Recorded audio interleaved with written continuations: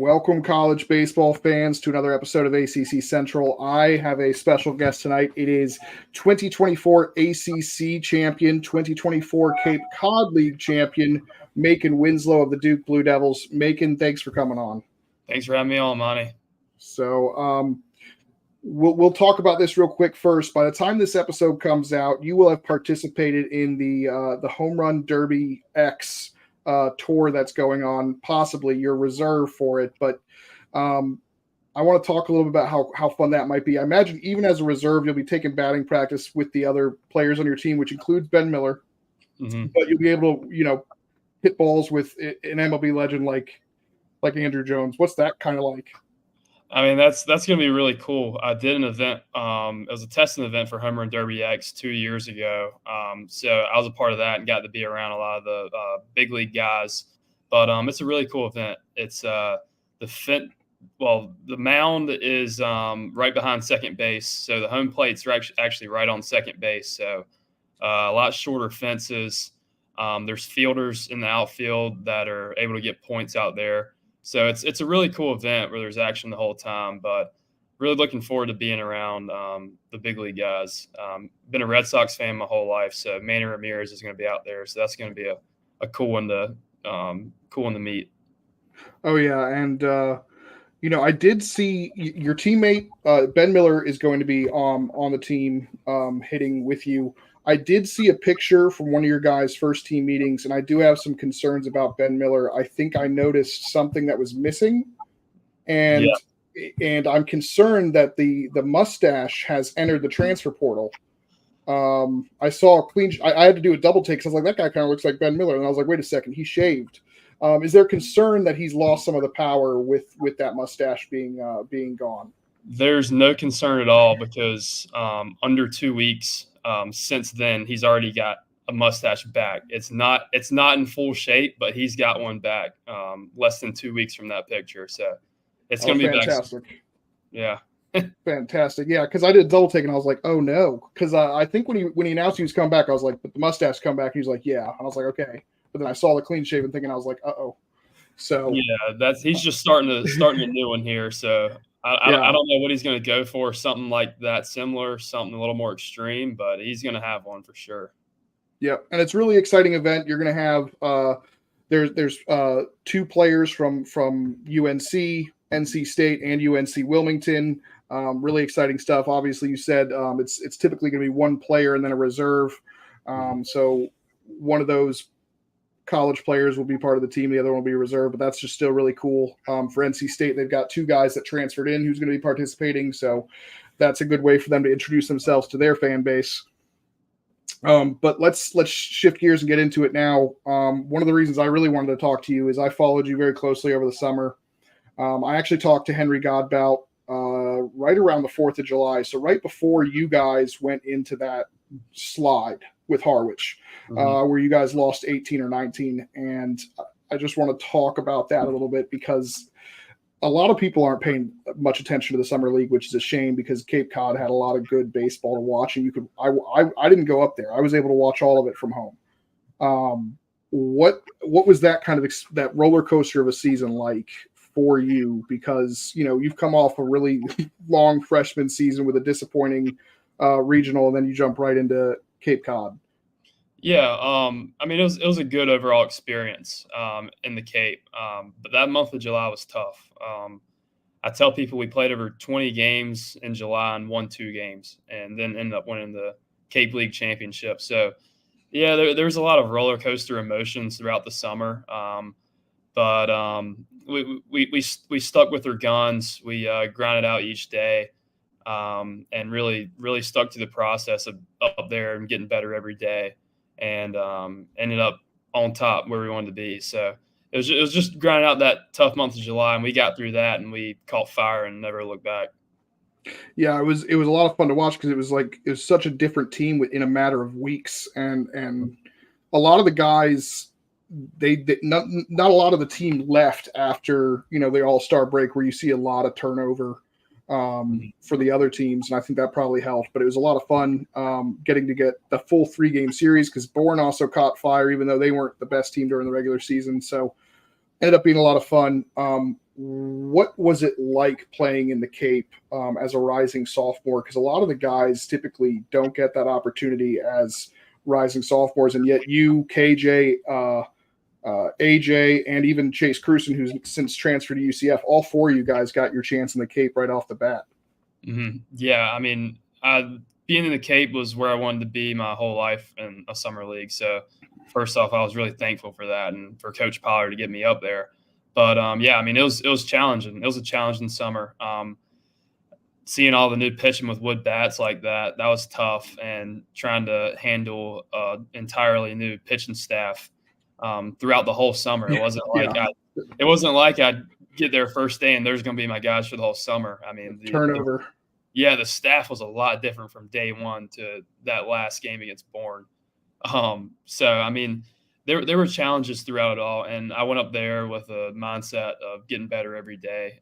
For me, it wasn't as much of getting exposure, but just getting better every day to come here at Duke a way better player than I was when I left. But I mean, there was a lot of challenges, a lot of failures, a good amount of success. But I learned a lot about myself up there. Met a lot of good dudes that I'm going to be playing against in the ACC and with up here. So, I mean, it was a really good summer throughout all the throughout even that month of July there too. But it was awesome. Yeah, I mentioned interviewing Henry Godbat around July 4th. He wasn't up there very long, unfortunately, but when I asked him what, like, some of the guys he might be closest with on the team, he mentioned you, and I was like, oh, good, another ACC guy. I'm sure that'll make it a lot more fun when Duke and UVA play together, so you guys can have some friendly banter and make it a little bit more fun. Yeah, that was cool. When he was up there for, like, I think it was a week. He was up there for. Yeah, we bonded a lot on the field and outside of the field. We I think it was the day of he got hurt, we went to a tackle shop and we got a big rod that we could catch sharks on. We were going to go fishing on the beach, and then he got hurt that night and then ended up having to leave. So we never got to do any of that fun stuff like that. Oh man! But yeah, I'm looking forward to seeing him. Absolutely, and I always look forward to the Duke UVA series. They're always really, really competitive, all three games typically. So, but the other question is, you just mentioned you're a Red Sox fan. Henry was a Red Sox fan. Did you get a chance to hit at Fenway when they did the day where they brought all the Cape Cod guys up there? Yeah, I did actually. It was awesome. That was cool because I mean I've been a Red Sox fan since I was born. I didn't have a choice. I was born into it. So we didn't get many swings on the field. I think it might have been like 12 swings, and the balls they were throwing to us were not good. They were horrible. And I was down my last swing, and I hadn't hit one out yet over the monster, and I got one out my last swing. Over it completely. So I was happy about that, and so I did it on a good note, and I was happy that day. But some of the guys were pissed off because they didn't get one over because the balls are so bad. But I got lucky and ran into one. So that's awesome. It was fun. Yeah, it sounds like it was a pretty great summer. To be out there and play a lot more baseball. I know you got to play a lot as a freshman at Duke, even with Alex Stone. You had to play a little bit of left field, I know, which I'm sure was a bit of a new experience. Hopefully, as we transition to that, you get to play a little bit more catcher. I know Andrew Yu's also there. So, what's that like? What did you learn from Alex during your freshman year, and how excited are you to get more of an opportunity to catch on a regular basis? Yeah, Stoner, he was a really good leader. I mean, he was a great guy to learn from my freshman year, not only from a baseball aspect, but from just being a leader. He was a great dude, and he always did the right thing. You know, he looked out for his staff, looked out for his guys. So that was really good. And there was always hitting advice I talked to him about, and he was one of those older guys from the start where I could talk to him more on a personal level and like really pick his brain. There were other guys like that too, like Chad Knight, Logan Bravo, that were really good with that. But Stone was a great leader to learn from. But I feel like he put me in a great position alone to come in and help lead this staff to a similar and better year that we had last year and break down that door to go to Omaha. So. Yeah, one of my favorite things when I was talking to Chad last year is I would talk about the freshman group, and it was such a really cool balance because you'd have 9 hitters, and basically you'd have Wallace Clark and Devin Obie who are juniors, but then the rest were either graduate students or freshmen, basically. And I thought it was just a really cool balance. And now you guys getting you learned a lot, I imagine, from the graduate students. Now you probably are in a way more mature as sophomores than normal sophomores might be. And that's got to be really exciting. Obviously, you got some new faces coming in with those graduate students leaving. Ben comes back, which is a big boost. But what are the vibes going into fall practice? We're just in the indies now, but I mean it's just of like a growth mindset of getting better every day at this point. Coach Pollard has 4 pillars that we always talk about, which is servant leadership, process, growth mindset, and gratitude. And we apply those every day to get better every day on the field and be better leaders and get better every day ourselves. But I mean, we're really excited for this year. The new group of guys, brought in some grad guys, good group of freshmen. So I mean, we're all really excited for what's to come. And once we get the whole team together and we're able to practice together, I feel like we'll get more of a feel for each other on the field too, and not only in the locker room and the personal side. But it'll be good when we start here in fall practice in a few weeks as a whole team. Yeah, I talked about your recruiting class a little bit with you, KJ, and AJ, and you guys are all fairly close. I've noticed that when you guys make your way to the field, I noticed a lot of times that you guys kind of came over together, all of you. But there's also guys that didn't play much last year who had really good summers who might have breakout seasons this year, in Sam Harris and Noah Murray. How exciting is that to see their development and seeing them back and potentially, having your entire recruiting class be, starters? It's really exciting. I mean, we come in freshman year, and even a lot of the guys that didn't get a lot of time have a lot of talent. But I mean, we were just so deep, and especially with the grad guys, like it's tough to get an opportunity. But I mean, guys like Sam Harris and Noah Murray, I'm excited to see what they'll do this year.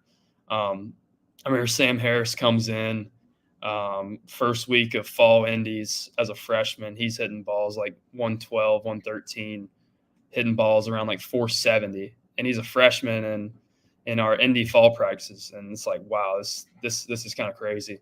But yeah, like Noah Murray, I mean, he's a grinder, he's a gamer, and every time he got an opportunity last year, he made the most of it. He's a baller. So I'm really excited to see what those guys can do this year, but really happy for those guys and the summers they had. I mean, it's always been there, but just glad they really got to show it.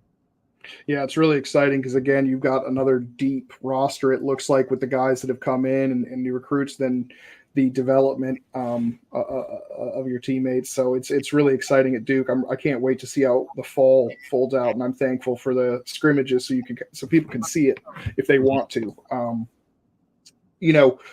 Has any of the new transfers really impressed? Have you gotten to see any of them in action? Have any of them really stood out to you in what they do? Like you mentioned, Sam Harris was somebody who stood out very quickly last season as a freshman in indies, but is there a transfer that's really kind of like blown you away? Yeah, the first one I'll say is Ben Rounds. He's a outfielder from Harvard. I think he DH'd a lot for them last year, but I didn't get to see him a whole lot before. But I had an early indie yesterday, and I got to see his group hit. And watching that guy hit, man, he's good. He's really good. Just like power to all fields, really good hit ability. And I was really excited when I got to see him play. Jake Berger's another one. Jake Hyde. I mean, all those guys. Those are more guys in my hitting group later in the day. But I mean, I'm sure there's a lot more that'll come out when we get fall practice and they're able to see everybody that really impress. I mean, those guys have a lot of experience in college baseball, so they know what they're doing. They know the ropes around here. So. But yeah, I mean, Ben Rounds was a guy that like really impressed me yesterday. He was he was popping balls 105, 106 backside in the gap. So and BP. So that was really exciting and cool to see. And are you guys using the field much? Because I know they're doing renovations right now. Yeah, we are. We are. The dugouts are, I think they're getting ready to be close to fully torn down. There's a lot of rubble there, but those sections are kind of marked off, and there's excavators and there, dump trucks all the time. They're in practice. That's we're exciting. We're using the grandstand as our dugout right now. So. That's pretty cool. Yeah. No, I'm excited to see the renovations there. A lot of people they're not necessarily the nicest about Coombs if they haven't been there, but it's actually a really nice little ballpark, and it's only going to be getting better with these renovations. So I'm excited to see how that shapes out.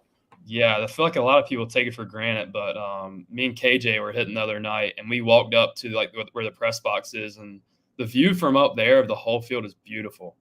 And I feel like with these few new additions, it's just going to be even better. And even throughout the years, when it keeps adding on, it's going to be something. So I'm excited. I'm excited for the future of what Coombs looks like.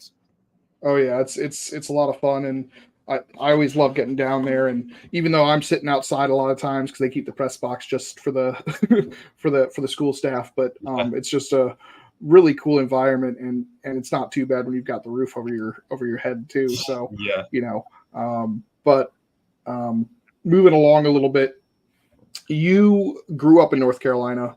Mm-hmm. I have a question because I know Ben Miller grew up a UNC guy, supposedly, allegedly. I don't. That's true. That is true. Did you grow up one way or the other, a Duke or a UNC guy before you ultimately committed, or?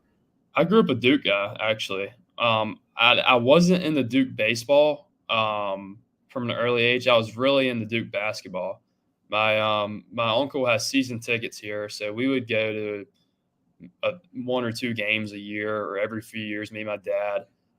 So I grew up really liking Duke basketball, and then obviously when I start getting older and I know baseball is my thing, and that's what I'm gonna focus on, then you start like following along with the baseball program, and you realize like, dang, they're not that bad. And like over the years, they keep getting better and better and better. And I'm like, that's the place I want to be at. So yeah, I grew up a Duke fan, starting with basketball, and then in high school you start seeing, high school and middle school, you start seeing the rise of Duke baseball, and so that's where I fit in the picture. But yeah, like a guy like Ben Miller, he's funny about that stuff. He's a UNC guy, but I mean, he's Durham born and raised. So I mean, he's got to have a little Duke in his heart. Yeah, I love that. That always cracks me up. I always try to bring that up, and it cracks me up because he is a Duke guy, and yet he's a UNC fan. But I figured I'd ask that question because you grew up in North Carolina, and I figure you legally have to have an opinion on the basketball side, one way or the other.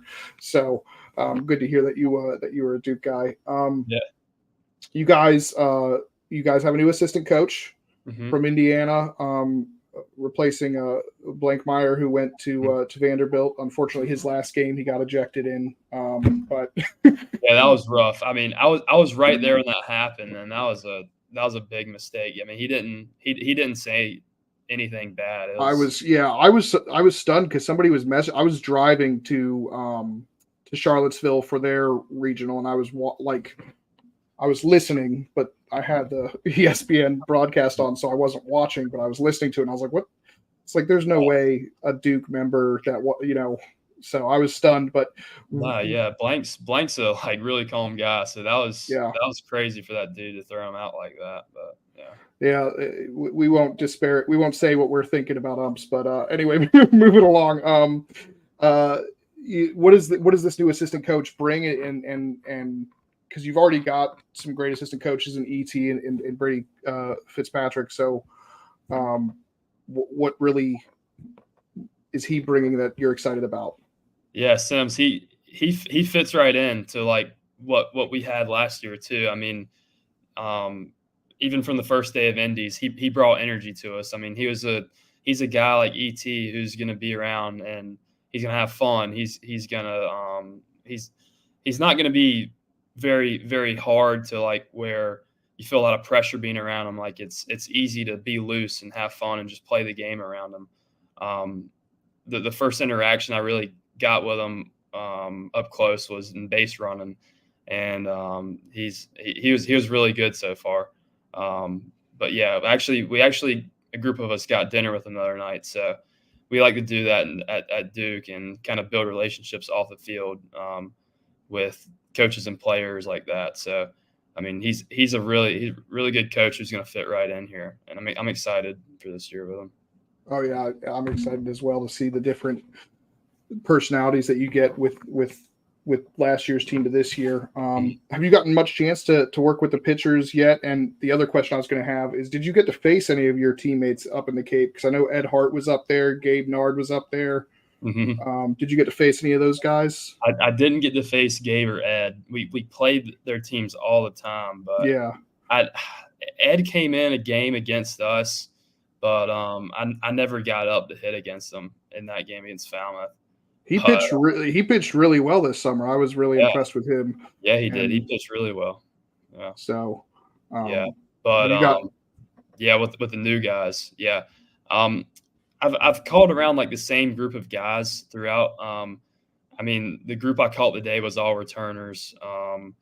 There's another group we catch where I called one of the grad guys, Reed Easterly, and he's kind of like a guy like Timmy Noon, who's really crafty. Maybe can bump it up with a few more ticks, but the grad guy pitchers, I don't have a big feel for them yet, just because we're in like the small groups. But I'm looking forward to it. I trust like what we've done recruiting, and it's going to be the real deal. Now, I would be remiss if I didn't ask you about catching one of my favorite personalities ever, Chuck Bielenson. He got drafted. What was it like working with him? And he's such a happy but also wants to pitch all the time kind of guy. What was it like working with him, and how much you guys going to miss him on the mound? Yeah, we'll definitely miss Chuck, but he was a competitive guy. Like every single pitch, like I've never seen someone like want it so bad every single pitch. Like if it was a ball, if the ball is one ball off the plate, I mean he was about to cuss out the umpire about that being a strike. He was just really competitive and wanted everything up there. So I mean that was good. He's like the nicest kid ever. Oh yeah, off the field he's a nice kid, but he gets really competitive out there. That's pretty funny. Yeah, but I mean he was good to learn from, and that he was always reliable. He always wanted the ball, always wanted to be in that big moment. So I mean he was a huge piece for us. Yeah, I had a blast watching him like stalking in the dugout, like all points of the game, just wanted to get in there. And every time he went near Coach Pollard, it was cracking me up because I was imagining him just being like, hey, can I go in and pitch? No. Yeah. But yeah. Those are the kind of guys you want on your team, the guys that you want to get out there. So I just wanted to ask about him because he's one of my favorite personalities. But moving along, is there anything in particular that you yourself is working on going into fall camp? Yeah, I mean, over the summer, I've wanted to work on my swing decisions a lot, and there's a few swing adjustments there that I'm working on a lot. And I've already done a great job so far since the summer, working on that. Catching wise, I've done a great job of down in my process of receiving here lately. So I mean, there's a few things physically, but on the other side of just trying to be a better leader every day, trying to serve guys and care more about like their development.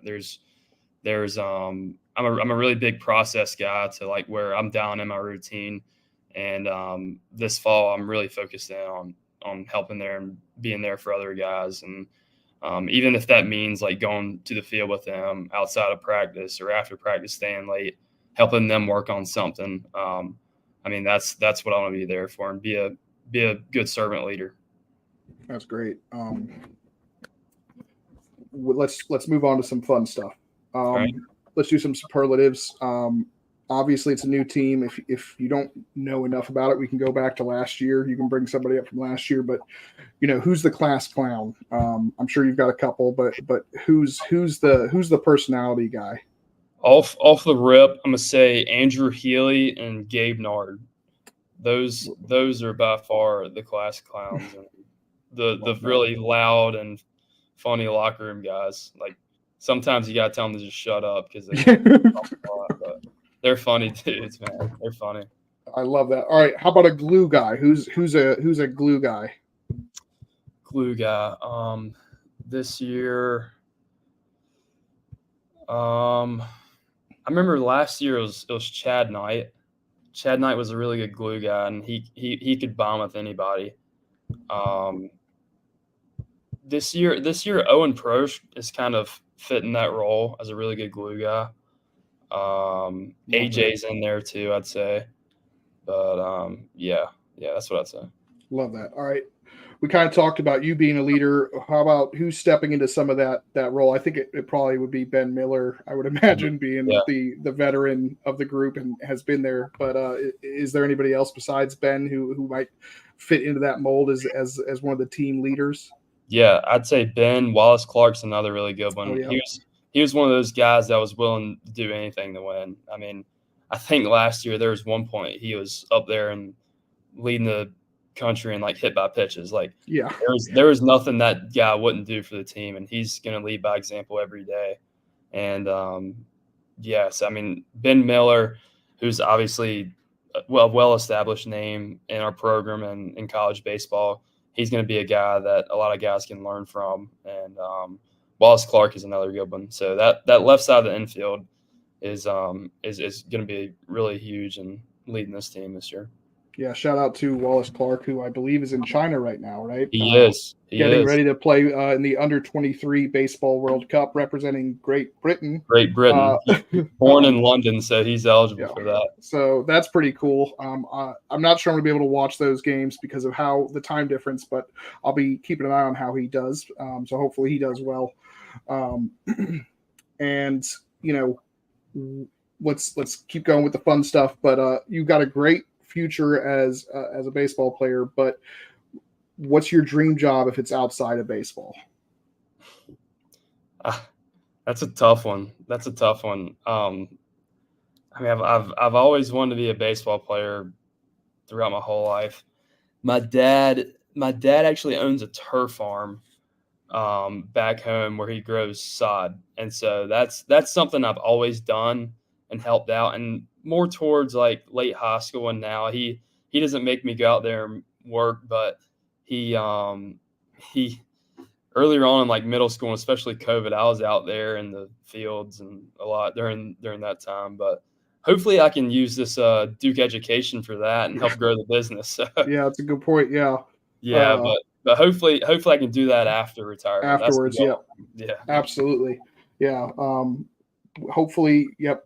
Long baseball career afterwards, you can get to that. But all right, local food joint. Like, what's the best spot? Like, I come to Durham all the time. I need to know. This isn't even like a question for the pod. This is really just my own selfish list. I need to know where I need to go and what I need to get. All right, Q Shack is a barbecue place. It's south of Durham, like 10 minutes maybe. We go there a lot. It's really good. Q Shack is really good. Where else? I think there's a place called It's a Southern Thing. Is really good. That's where a few of us go. Alpaca is near East Campus. I mean, you can never go wrong with Chipotle. That's you get that all the time here. If you go on campus though, there's a few spots that are really good.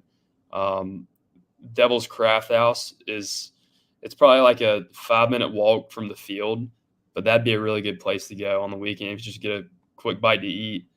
Perfect. I can't think of any more because we eat Chipotle like every day. Yeah. No, I get that. It's a good protein and carb meal to get, I'll just, how many times I've gone down there and I end up getting just scale Bojangles at the park and need to make better plans and hit something on the way. So yeah, you had to check out those spots. They're really good. They'll fill you up for maybe like the rest of the day though. So I don't want to be falling asleep while you guys are playing. Toughest pitcher you faced in the ACC last year? Chase Burns. Yeah, 100%. that's 100%. That was an incredible series. I was lucky enough to be down there for that. And it was the second series of or was it the first? I think it was the first AC. It was the second. He was the Saturday guy. That's right, because everyone came down and they had like 60 scouts there for Santucci Hartle, and then you guys offensively on both sides decided to change the script. But that was an incredible series. It felt like it felt almost like a tournament, like a super regional almost, with the way the atmosphere was. Yeah, that was crazy. That's what I'd say. I really got my first taste of college baseball right there, just with the competitiveness and the crowd. That Coastal weekend opening up when we played Coastal that Sunday night, that was a really good start. But that Wake Forest series, when you're facing like first rounders like Kurtz and Chase Burns, like that guy's probably going to be in the big leagues in less than a year. So that was incredible facing him. It was tough though, man. Like we talk about it now, and we joke about it, but that was a tough game. That was, I had a blast watching that series, because even though the script didn't go according, I did think it was funny though. They had so many scouts there to see Hartle and Santucci, and then the offenses just decided, hey, we're gonna waste your time here with with what you were hoping to see. But and then the really good pitching performance came the next night, when most of the rest of the press box was covering a basketball game, and so I was one of the few. Yeah, I was one of the few in the press box. I was like, well, this is pretty funny that they all came to write about the pitching, and then the pitching performance they missed was the good one. But yeah. Your favorite ACC ballpark besides Coombs?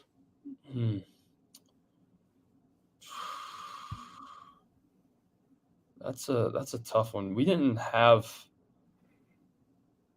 hit a lot of the big ballparks last year. I really like Virginia Tech.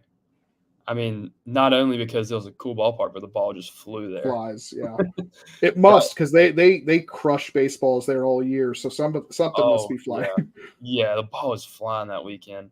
But when some of the older guys said that Carolina was a really good one, Clemson was, Florida State was.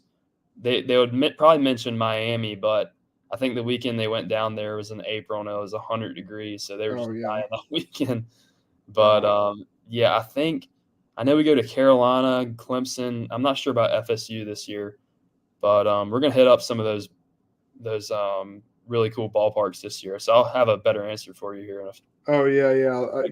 Chad I think said North Carolina. I've heard that's a really good one. So yeah, what I really like about theirs is they have like a little museum in there, like like with all their, like a bunch of their history, and I'm like, why doesn't every ACC school should have enough history to have one of those? I think that's so cool, and they should all have those. Like they have all their draft picks in the top 5 rounds listed, and a bunch of different memorabilia. So I'm like, okay, I love this, and I don't know why the likes of UVA, Duke, other schools don't have this, because they have the history to do it. But it's really cool. We'll get to play there this year, so we'll have to see what it's about. Yeah, and that's pretty fun, because you get to sleep in your own bed for those games, right? Yeah, we did that when we played NC State last year, so we'll sleep here. Yeah, I always thought that was pretty funny when we talk about the road trip. I think we did a funny gif of a road trip that UNC took to Coombs last year. It's like, they had a long road trip. You get sleep in your comfortable bed every night. So all right, so towards the end of the last season, I did it for a couple of you guys. I started messing around with some fun memes for guys. Which teammate would most deserve a fun meme, and do you have any ideas what it would be? Fun meme. Yeah, because a lot of my memes were generated to the older guys. So now I'm trying to figure out what I need to do for the younger guys who are still there. Are you talking about this year, for this year's team? This year. Yeah. Ooh. Gosh, it's a tough one. I mean, I feel like AJ or KJ have to have something we can do with them, right? Yeah. I can't think of it. I mean, like AJ, KJ. Gosh, all I can think of was that one of Zemo last year in the ACC tournament with when he's Yeah, I can't remember who hit the homer, but the camera was on Zach, and he just went crazy. That was a good one. I think I said when you guys were going to regionals and I was sharing some of the memes ahead of time, I think I said I was going to do a meme for Zach, but I don't need to when this picture exists already. Yeah, Like, that was a good one. And anything with Ben in the stash last year. I mean, you could probably run that back this year. I hope he does something a little crazier. That'd be cool. Yeah, I did a fun one with because you guys were going to Oklahoma, so I was doing a Wild West theme with you guys. I think with your recruiting class, I did like a Young Guns and put your faces on the actors for Young Guns. But for Ben and I had Ben and Zach, 'cause they had the two stashes. I put them on the cover of the movie Tombstone movie poster, so I had fun with that. So I've got some time, but I'll be definitely thinking of some of those for KJ and AJ to hype them up and get more people's eyes on the game. So yeah, you'll have to find some because they're both technically two-way still. AJ's still a two-way. I saw he keeps getting listed. Yeah, I saw him listed as that somewhere, and I was like, what? Yeah, we joke about it all the time because I don't think he tops, but maybe like 87, 88 on a good day, but he's got 4 pitches that he all throws for strikes. So we always joke about that. Might have something there. Yeah, he was warming up. I think it was Virginia Tech last year. He was thrown with the bullpen, like a bullpen in the outfield, like before the inning, in case we need him on the Sunday game. So that's crazy because how deep the pitching staff is. That's probably why you never really had to even go to him, because the pitching staff it's still really deep too, even after you guys have departed some guys. So well, I took you over the promised time, but I've had a blast, Macon. You're welcome back anytime. Do you have any closing thoughts you want to share? Just watch out for the Blue Devils this year. I feel like it's going to be different this year, just the atmosphere and everything so far in Indy. So just watch out for us. Yep. So that's going to conclude it here. We'll be back with another episode in a couple days, but thanks and go Blue Devils. Yeah.